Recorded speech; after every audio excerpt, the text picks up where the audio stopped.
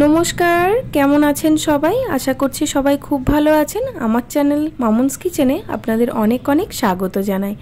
আমার আজকের রেসিপি পুরভরা চাল কুমড়োর বড়া।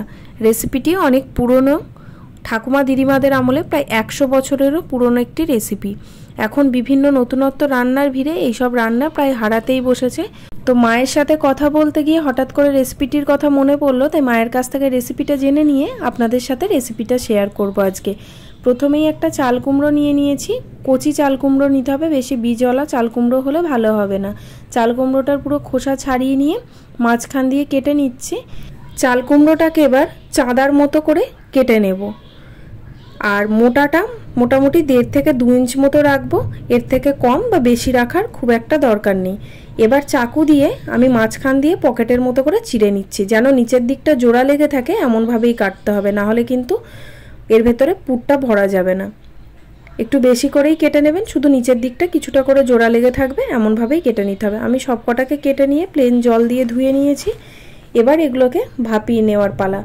আমি এখানে ডাইরেক্ট জলের মধ্যে দিয়ে সিদ্ধ করে নিচ্ছি, আপনারা চাইলে স্টিমারে স্টিম করেও এটাকে ভাপিয়ে নিতে পারেন।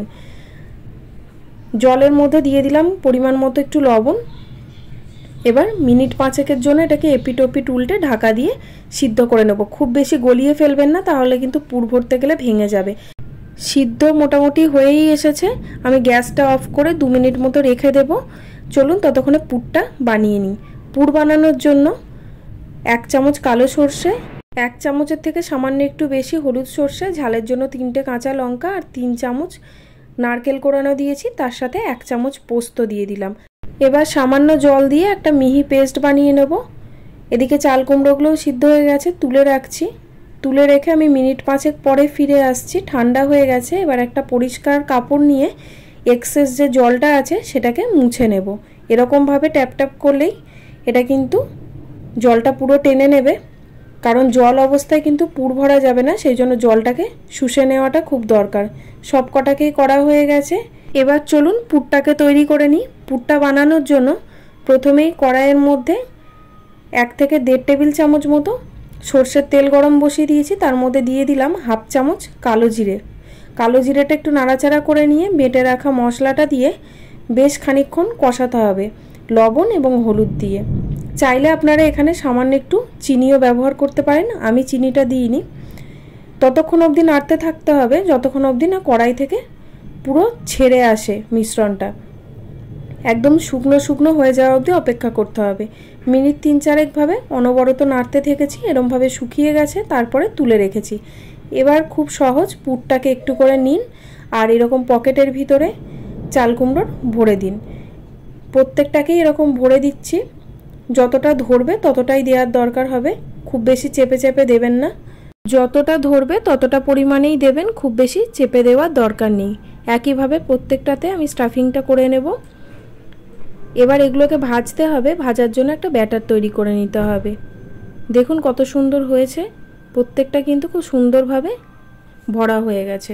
এবার চলুন ব্যাটারটা তৈরি করি। ব্যাটারটার জন্য আমি একটা বড় বাটির মধ্যে 4 থেকে 5 চামচ বেসন নিয়েছি, তার সাথে 3 চামচ সুজি, 1/2 চামচ পোস্তদানা, তার সাথে 1/2 চামচ চিনি, পরিমাণ মতো লবণ, সামান্য একটু হলুদ আর সামান্য একটু লাল লঙ্কার গুঁড়ো নিয়েছি। তার সাথে টেস্টটা যাতে ভালো হয় সেই জন্য নিয়েছি একটু কালো জিরে, 1/2 চামচের থেকে সামান্য একটু কম।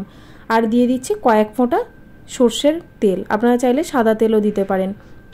ব্যাটারটা আপনারা শুধু বেসন দিয়েও বানাতে পারেন, তবে তার থেকে যদি আপনারা সুজি দিয়ে এইভাবে ব্যাটারটাকে বানান তাহলে এই বড়াগুলো অনেকক্ষণ অবধি মচমচে থাকে এবং খেতেও খুব সুন্দর লাগে। এবার জল দিয়ে ভালো করে ফেটিয়ে মিনিট 5 মতো রেখে দেব, যাতে সুজিটা সামান্য একটু ফুলে যায়। এরপরে একটা করে চাল কুমড়ো নেব। ব্যাটারে ভালো করে চুবিয়ে কড়াইয়ে সর্ষের তেল বা সাদা তেল গরম বসিয়ে ডিপ ফ্রাই করে তুলে নিলেই তৈরি হয়ে যাবে। এখানে একটা কথা বলে রাখি, ব্যাটারটা এমনভাবেই তৈরি করবেন যেন খুব বেশি পাতলা বা একদম মোটা না হয়ে যায়। একটা মিডিয়াম থিকনেসের ব্যাটার কিন্তু বানাতে হবে।